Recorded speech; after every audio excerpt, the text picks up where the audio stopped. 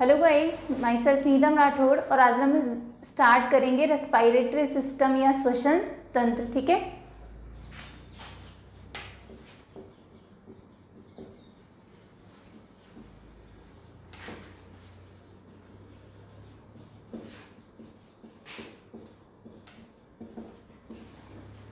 Respiratory system या अगर श्वसन तंत्र की बात करोगे तो सबसे पहले बात की जाती है श्वसन की। श्वसन क्या है, श्वसन क्यों आवश्यक है, इस तंत्र द्वारा श्वसन की क्रिया क्या होती है, संपन्न होती है, ये सब अपन इस टॉपिक में पढ़ेंगे। ठीक है, बात करते हैं सबसे पहले श्वसन की।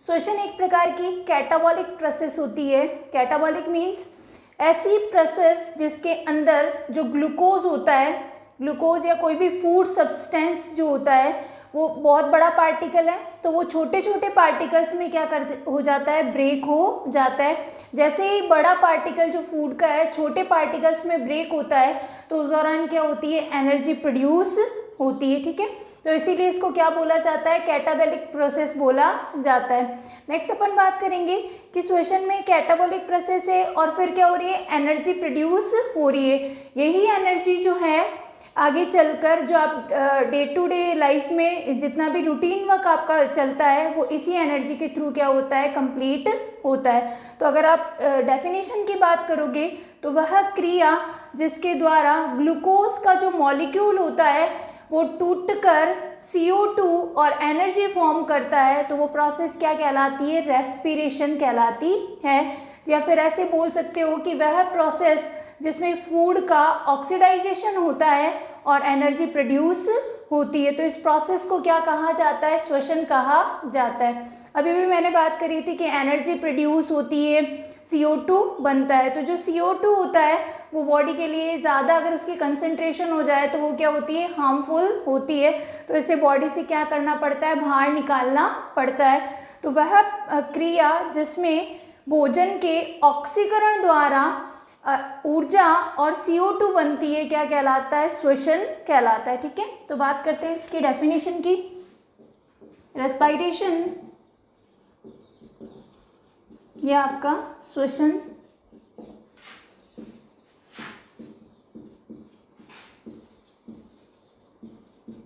ऐसी प्रक्रिया जिसमें भोजन का ऑक्सीकरण होता है तथा CO2 व ऊर्जा का निर्माण होता है, श्वसन कहलाती है। ठीक है, अगर आप बात करोगे इस प्रोसेस की तो इस प्रोसेस के लिए अपन जो ये रेस्पिरेटरी सिस्टम पढ़ेंगे वो केवल और केवल वर्टिब्रेट्स या मेनली बात करेंगे ह्यूमंस में बात करते हैं। इसके अलावा जो जितने भी डिफरेंट ऑर्गेनिज्म हैं, अलग अलग जितने भी ऑर्गेनिज्म हैं, उनका हैबिटेट या अगर आवास की बात करोगे तो वो अलग अलग होता है। फॉर एग्जाम्पल अगर अपन बात करते हैं लोअर ऑर्गेनिज्म की, जैसे स्पंज हुआ, सिलेंट्रेटा हुआ, पॉरीफेरा हुआ, ये सारे के सारे ऑर्गेनिज्म जो हैं उनका हैबिटेट या आवास जो होता है वो क्या होता है, जल या वाटर होता है। ठीक है, मीन्स ये क्या है, सारे के सारे एक्वेटिक ऑर्गेनिज्म हैं।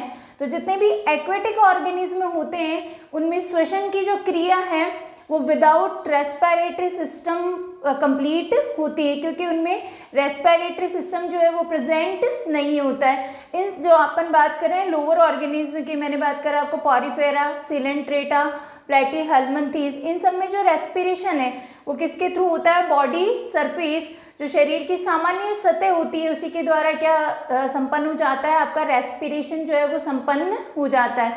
अगर इससे थोड़ा हायर ऑर्गेनिज्म की बात करेंगे अपन, जैसे एनेलिडा वगैरह हैं, तो इनमें क्या होता है, आर्थ्रोपोडा वगैरह की बात करें तो इनमें ट्रैकियल सिस्टम पाया जाता है। छोटी छोटी ट्रैकियल ट्यूब्स पाई जाती है, वो आपस में क्या हो जाती है, कनेक्ट हो जाती है और रेस्पिरेशन जो है वो कंप्लीट होता है। और अगर इससे हायर ऑर्गेनिज्म की बात करोगे, रेप्टाइल्स, एविजा, मैमल्स, तो इनमें जो है वो लंग्स नामक ऑर्गन्स प्रेजेंट होते हैं और उन्हीं के थ्रू क्या होता है, रेस्पिरेशन जो है वो कंप्लीट होता है। तो बात कर लेते हैं लोअर ऑर्गेनिज्म की।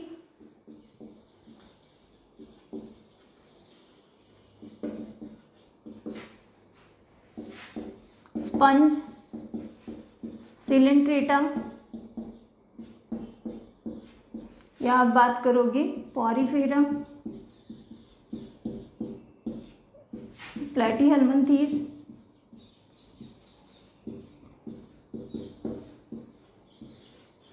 इन सब में जो श्वसन की क्रिया होती है वो होती है सामान्य शरीर सतह या सिंपल बॉडी सरफेस। ठीक है, अगर अपन बात करते हैं इसे हायर ऑर्गेनिज्म की,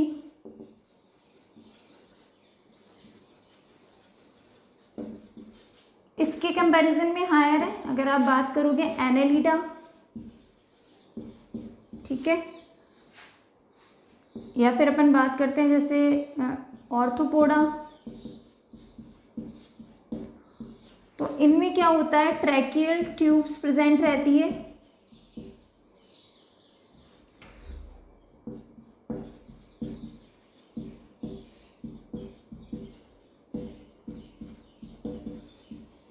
और उन्हीं के थ्रू क्या होता है, रेस्पिरेशन होता है।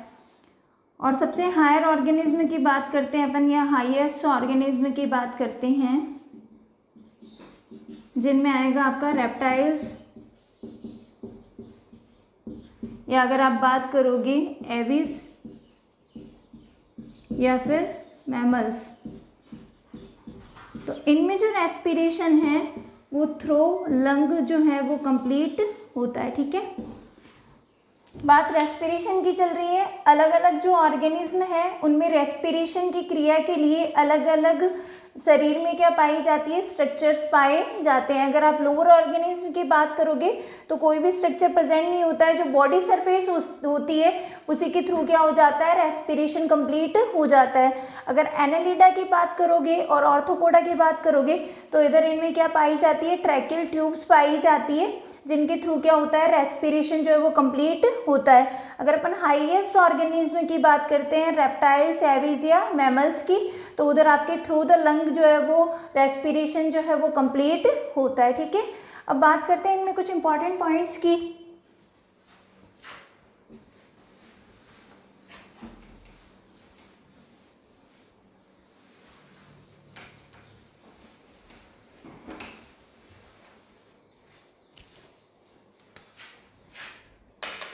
नोट करते चलना आप। अगर आप बात करोगे एनेलिडा में नेरिस जो होता है, एनेलिडा का एक मेंबर है नेरिस, इसमें स्ट्रक्चर पाया जाता है पैरापोडिया। पैरापोडिया उसी के थ्रू क्या होता है, रेस्पिरेशन जो है वो कंप्लीट होता है। किसकी बात कर रहे हैं, एनेलिडा की बात कर रहे हैं। एनेलिडा के एक मेंबर होता है नेरिस। ठीक है, नेरिस में क्या होता है, लेटरल साइड में पार्श्व जो सिरे होते हैं उधर पतले पतले से क्या पाए जाते हैं, उभार या रिज पाई जाती है, जिनको क्या कहा जाता है, पैरापोडिया कहा जाता है। इन्हीं पैरापोडिया के थ्रू जो नेरिस है वो मूवमेंट भी शो करता है, और इन्हीं पैरापोडिया के थ्रू क्या होता है, रेस्पिरेशन जो है वो कंप्लीट होता है। ठीक है, नेक्स्ट अगर अपन बात करेंगे अर्थवॉर्म या केंचुआ। अगर आप बात करोगे अर्थवॉर्म या केंचुआ की, तो उसमें भी आपको पता है जो बॉडी की जो नम सतह होती है, ठीक है, उस नम सतह द्वारा क्या होता है, आपका रेस्पिरेशन कंप्लीट होता है। ठीक है, और अगर अपन बात करते हैं किसकी, आपका मैंने आर्थ्रोपोडा बताया था। आर्थ्रोपोडा जो आपको पता हो तो सबसे बड़ा संघ होता है आर्थ्रोपोडा। ठीक है, और इसमें क्या आते हैं, सारे के सारे जो कीट हैं वो किस में आते हैं, आपके आर्थ्रोपोडा में आते हैं। ठीक है, तो इन कीट्स में इंसेक्ट की बात कर रहे हैं, इन इंसेक्ट में क्या होता है, ऐसे ट्यूब्स बनी रहती है। मैंने अभी भी कहा था ना, ट्रैकियल ट्यूब्स। ठीक है, तो ऐसी ट्यूब्स बनी रहती है, वो आपस में क्या हो जाती है, कनेक्ट हो जाती है, और इन ट्रैकियल ट्यूब्स के थ्रू ही क्या होता है, आपका रेस्पिरेशन जो है वो कंप्लीट होता है। ठीक है, तो अपन ने डिफरेंट ऑर्गेनिज्म की बात करी है। अपन बात क्या कर रहे हैं कि जो श्वसन की क्रिया है वो जैसे जैसे ऑर्गेनिज्म जो है उसका लेवल या स्तर बढ़ता जाता है, तो जो श्वसन की क्रिया है उसका तरीका जो है वो भी क्या होता जाता है, चेंज होता जाता है। आपको पता हो तो जो जैसे जैसे आप हायर ऑर्गेनिज्म की तरफ जाते हो, मल्टी सेलुलर ऑर्गेनिज्म होते हैं, सारे के सारे बहु कोशिकीय प्राणी होते हैं, ठीक है। तो जितने भी स्पंज है, पॉरीफेरा है, इनमें तो क्या होगा आपका कि सामान्य शरीर की सतह के द्वारा हो जाएगा, आपके जो आर्थ्रोपोडा है उनमें ट्रैकियल ट्यूब्स के थ्रू हो जाएगा, रेप्टाइल्स, एवीज और मैमल्स की बात करोगे तो लंग्स के थ्रू हो जाएगा, ठीक है। और इसके अलावा मॉलस्का जो दूसरा सबसे बड़ा संघ है मॉलस्का, ठीक है, इसमें जो आपका अगर रेस्पिरेशन की बात करोगे तो वो होता है गिल्स के थ्रू।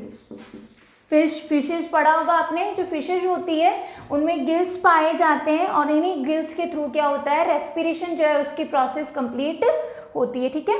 तो एक बार नोट डाउन कर लेना ये सब कि एनालिडा में जो नेरिस है उसमें पैरापोडिया के थ्रू रेस्पिरेशन होता है, अर्थ फॉर्म जो है वो नॉर्मल बॉडी सरफेस द्वारा रेस्पिरेशन करता है, ऑर्थोपोडा जो है ट्रैकियल ट्यूब्स, कीट जितने भी हैं उनमें क्या प्रेजेंट होती है, ट्रैकियल ट्यूब प्रेजेंट होती है और उसी के थ्रू क्या होता है, रेस्पिरेशन होता है। और अगर अपन बात करेंगे मॉलस्का जो दूसरा सबसे बड़ा संघ है तो उसमें गिल्स के थ्रू क्या होता है, रेस्पिरेशन जो है वो कंप्लीट होता है, ठीक है। अब ये जो रेस्पिरेशन है इसको 3 पार्ट्स में डिवाइड किया हुआ है।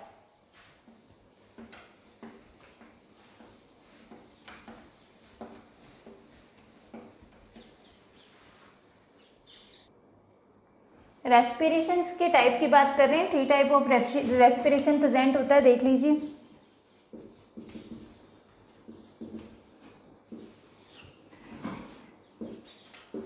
फर्स्ट अगर आप बात करोगे तो क्यूटेनियस रेस्पिरेशन, ठीक है। सेकंड अगर अपन बात करेंगे तो ब्रैंकियल रेस्पिरेशन, और अगर आप थर्ड बात करोगे तो पल्मोनरी रेस्पिरेशन।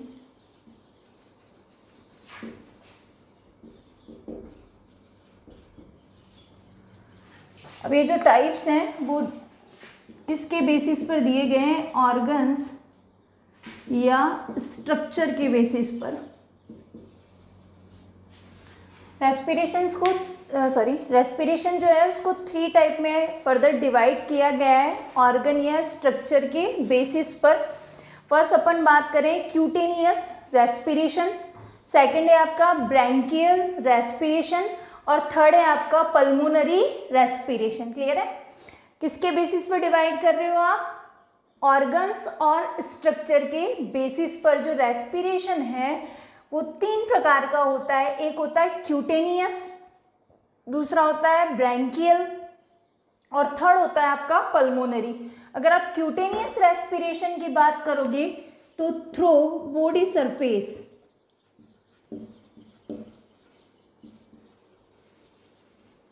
ठीक है। और अगर ब्रैंकियल रेस्पिरेशन की बात करेंगे तो ट्रैकियल ट्यूब्स, ठीक है।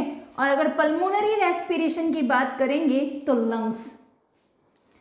अगर थ्रू द बॉडी सरफेस, शरीर की सामान्य सतह द्वारा अगर रेस्पिरेशन है तो वो रेस्पिरेशन कौन सा होता है? क्यूटेनियस रेस्पिरेशन, ठीक है। और अगर ब्रैंकियल रेस्पिरेशन की आप बात करते हो तो अगर थ्रू द ट्रैकियल ट्यूब्स, जिनमें ट्रैकियल ट्यूब जो होती है उनके द्वारा क्या हो रहा है? रेस्पिरेशन हो रहा है, तो वो कौन सा है आपका? Branchial respiration. और अगर आप बात करोगे पल्मोनरी रेस्पिरेशन की तो थ्रू द लंग्स, अगर लंग्स के द्वारा रेस्पिरेशन की प्रोसेस हो रही है तो वो क्या होता है? पल्मोनरी रेस्पिरेशन होता है। क्लियर है? अब जैसे मैंने अभी भी बताया था, इसका एग्जाम्पल तो क्या हो जाएगा आपका? स्पंज, ठीक है, स्पंज हो जाएगा, पॉरीफेरा हो जाएगा और क्या हो जाएगा? सिलेंट्रेटा, ठीक है। और अगर अपन इसकी बात करेंगे तो इसका एग्जाम्पल कौन हो जाएगा आपका? एनेलिडा और क्या हो जाएगा? आर्थ्रोपोडा, ठीक है। एनेलिडा और आर्थ्रोपोडा। और इसकी अगर बात करोगे तो इसमें आ जाएगा आपका राम। राम मीन्स ये हो जाएगा आपका रेप्टाइल्स, ठीक है। यहाँ आ जाएंगे आपके एव्स, ठीक है। और यहाँ आ जाएगा आपका क्या? मैमल्स। अगेन बात कर रही हूँ क्यूटेनियस रेस्पिरेशन किन में होता है? स्पंज, पॉरीफेरा, सीलेंट्रेटा और प्लेटीहेल्मिन्थेस। प्लेटीहेल्मिन्थेस जो है उनमें क्या होता है? क्यूटेनियस रेस्पिरेशन प्रेजेंट होता है। और अगर अपन ब्रैंकियल रेस्पिरेशन की बात करेंगे तो एनालिडा, ऑर्थोपोडा में, ठीक है। और अगर लंग से जो रेस्पिरेशन हो रहा है जिसको अपन पल्मोनरी रेस्पिरेशन की बात कर रहे हो आप, तो वो होता है आपका रेप्टाइल्स में, एव्स में और मैमल्स में, ठीक है। अब नेक्स्ट बात करते हैं अपन, ये तो हो गया रेस्पिरेशन के टाइप्स देखे थे अपन ने किसके बेसिस पर? ऑर्गन और स्ट्रक्चर के बेसिस पर, ठीक है। अब जो रेस्पिरेशन जो है वो पूरी की पूरी प्रोसेस है क्या, कैसे क्या कंप्लीट होती है, उसकी अपन बात करेंगे।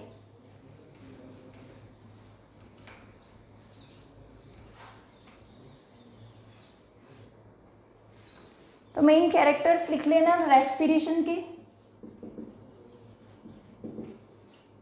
ठीक है। फर्स्ट तो क्या है? कैटाबॉलिक प्रोसेस, कैटाबॉलिक प्रोसेस, ठीक है। कैटाबॉलिक प्रोसेस या अपचयी क्रिया, ठीक है। क्यों कैटाबॉलिक है? रीजन बताया था। होता क्या है, जो बड़ा कार्बनिक अणु होता है भोजन का, वो टूटकर छोटे छोटे अणुओं में मतलब छोटे छोटे अणुओं का क्या करता है? निर्माण करता है, इसलिए इसको क्या कहा जाता है? Catabolic process. सेकंड जो है वो है आपका एक्सोथर्मिक, ठीक है। ये आप थर्मोडायनेमिक्स में पढ़ते हैं, केमिस्ट्री और फिजिक्स दोनों में आता है। एक्सोथर्मिक और एंडोथर्मिक। एक्सोथर्मिक या ऊष्माक्षेपी की अगर आप बात करते हो तो ऐसी अभिक्रिया जिसमें क्या होती है? एनर्जी जो है वो बाहर क्या होती है? लिबरेट होती है या बाहर एनर्जी निकलती है। तो वो जो प्रोसेस होता है वो क्या होता है? आपका एक्सोथर्मिक प्रोसेस। थर्मोडायनेमिक्स पढ़ते हैं अपन, उधर आता है ये एक्सोथर्मिक और एंडोथर्मिक। अपन ने बात करी थी कि श्वसन क्या है? एक ऐसी प्रोसेस जिसमें ग्लूकोज का अणु टूटा छोटे अणुओं में और क्या बनती है? एनर्जी बनती है, ठीक है। तो ये एनर्जी फॉर्म हो रही है या लिबरेट हो रही है या बाहर निकल रही है, इसीलिए क्या है? एक्सोथर्मिक या ऊष्माक्षेपी अभिक्रिया होती है, ठीक है। नेक्स्ट अगर अपन बात करेंगे श्वसन की, तो ये तो दो सबसे इंपॉर्टेंट चीजें। थर्ड है इसमें एटीपी जो है वो बनता है। एटीपी मतलब क्या बनती है? आपकी एनर्जी बनती है। किसकी फॉर्म में? एटीपी की फॉर्म में। एटीपी का फुल फॉर्म लिख लेना आप, एडिनोसिन ट्राईफॉस्फेट।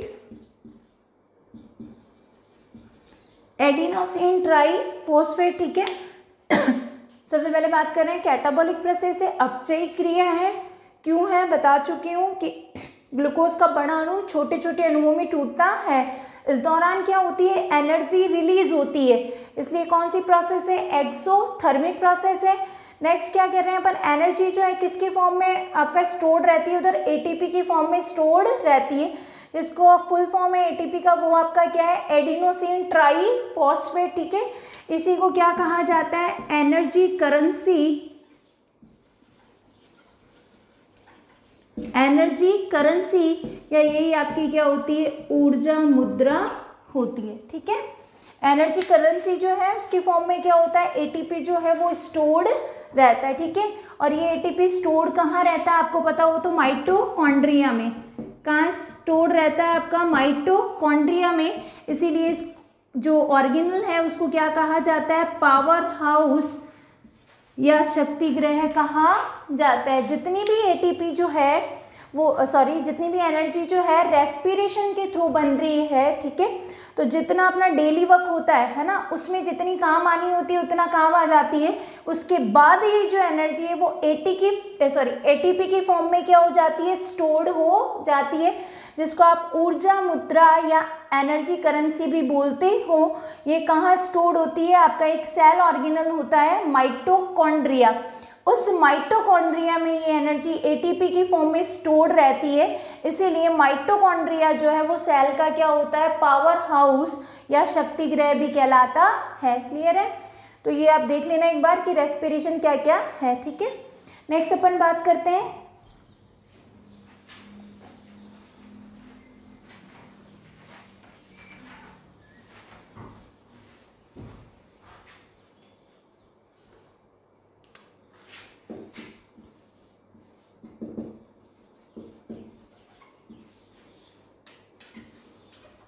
बेसिकली जो है इसको 2 पार्ट्स में डिवाइड करा है।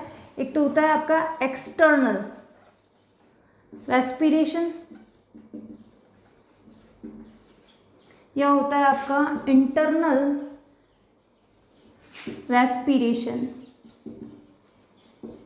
ठीक है, बात कर रहे हैं रेस्पिरेशन की। 2 प्रकार का होता है। एक तो होता है आपका एक्सटर्नल रेस्पिरेशन, या इसी को बोलते हैं बाह्य श्वसन। ठीक है, और एक होता है आपका इंटरनल रेस्पिरेशन, जिसे अपन बोलते हैं अंतर श्वसन। मेनली जो रेस्पिरेटरी सिस्टम में अपन यही पढ़ेंगे, एक्सटर्नल रेस्पिरेशन। इंटरनल रेस्पिरेशन जो है वो आपका टॉपिक होता है, उसमें सारा प्लांट फिजियोलॉजी के थ्रू देखते हो। एक तो आता है आपका क्रेब्स साइकिल, इधर ही आता है आपका ग्लाइकोलाइसिस, इधर ही आता है आपका ईटीएस। ये सारे के सारे इंटरनल रेस्पिरेशन को क्या करते हैं, रिप्रेजेंट करते हैं। इंटरनल रेस्पिरेशन में एक तो क्रेब्स साइकिल आएगा आपका, एक ग्लाइकोलाइसिस आएगा, और एक क्या आता है ईटीसी, इलेक्ट्रॉन ट्रांसपोर्ट सिस्टम। ये सब प्लांट फिजियोलॉजी के टॉपिक होते हैं और उधर ही इनको पढ़ा जाता है। इधर अपन बात करेंगे एक्सटर्नल रेस्पिरेशन या बाह्य श्वसन। अब ये है क्या, अगर जो एयर है उसको आप क्या कर रहे हो, अपनी बॉडी और एटमॉस्फेयर, वातावरण के बीच क्या कर रहे हो, एक्सचेंज कर रहे हो, तो ये तो क्या कहलाता है आपका एक्सटर्नल रेस्पिरेशन कहलाता है। क्या बोलोगे, वह क्रिया जिसमें एयर का एक्सचेंज होता है बिटवीन एटमॉस्फेयर एंड बॉडी। ठीक है, ऐसी प्रोसेस जिसमें जो आपकी एयर है वो एक्सचेंज होती है किसके बीच में, एक तो एटमॉस्फेयर और एक आपकी बॉडी के बीच में। तो ये जो रेस्पिरेशन है वो होता है एक्सटर्नल रेस्पिरेशन। और अगर अपन बात करेंगे इंटरनल रेस्पिरेशन की, तो इसमें जो एक्सचेंज होता है O2 का, वो होता है बिटवीन ब्लड एंड सेल। ये क्या होता है आपका इंटरनल रेस्पिरेशन होता है। एक्सटर्नल में तो क्या होता है, बाहर की जितनी भी एयर है वो आपकी बॉडी के अंदर आती है और फिर बाहर जाती है, तो ये तो क्या है एक्सटर्नल रेस्पिरेशन। और इंटरनल रेस्पिरेशन में क्या है, जितनी भी O2 या एयर आपने आपकी बॉडी में ली है वो वहाँ जाकर उस सेल में पहुँचेगी और फिर वहाँ क्या करती है, जो फूड होता है, फूड मीन्स ग्लूकोज, उस ग्लूकोज को क्या करती है, ऑक्सीडाइज करती है किसमें, CO2 और एनर्जी में। तो ये जो प्रोसेस होता है ये क्या कहलाता है आपका इंटरनल रेस्पिरेशन कहलाता है। इंटरनल रेस्पिरेशन में करोगे क्या, जितनी भी एयर आई है सेल में वो क्या करेगी, फूड जो होगा किसकी फॉर्म में, ग्लूकोज की फॉर्म में, उसको ऑक्सीडाइज करती है किसमें, CO2 और एनर्जी में। तो ये सारा का सारा आपका क्या है इंटरनल रेस्पिरेशन। इसके थ्रू क्या फॉर्म होती है आपकी ATP फॉर्म होती है। क्लियर है। नेक्स्ट अपन देखते हैं एक्सटर्नल रेस्पिरेशन को कंप्लीटली कैसे क्या है।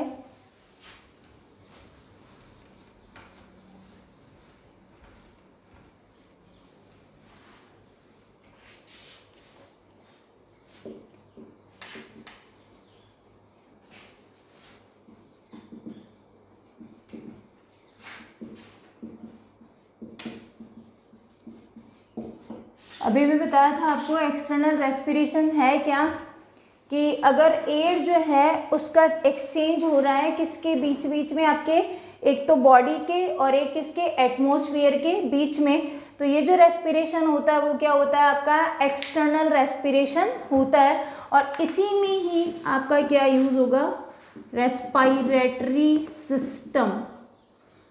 रेस्पिरेटरी सिस्टम की अगर आप बात करते हो तो वो किस में काम आता है, आपका एक्सटर्नल रेस्पिरेशन में काम आता है। कौन, रेस्पिरेटरी सिस्टम, जो बहुत सारे ऑर्गन से मिलकर बना हुआ है, जिसका मेन ऑर्गन जो है वो होता है आपका लंग्स।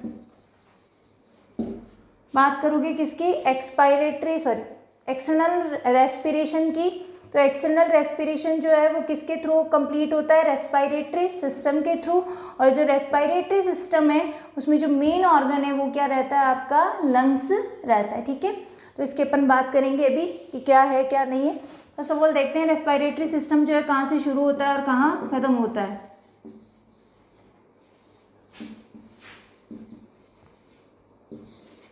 अगर इसकी बात करोगे तो जो ओपनिंग है वो स्टार्ट होती है आपकी नॉस्ट्रिल से और एंडिंग जो है वो होती है आपकी एल्वियोलाई। ठीक है, रेस्पिरेटरी सिस्टम जो है वो शुरू कहाँ से होता है, आपका नॉस्ट्रिल से स्टार्ट होता है और ख़त्म कहाँ पर जाके होता है, एल्वियोलाई पर जाकर ख़त्म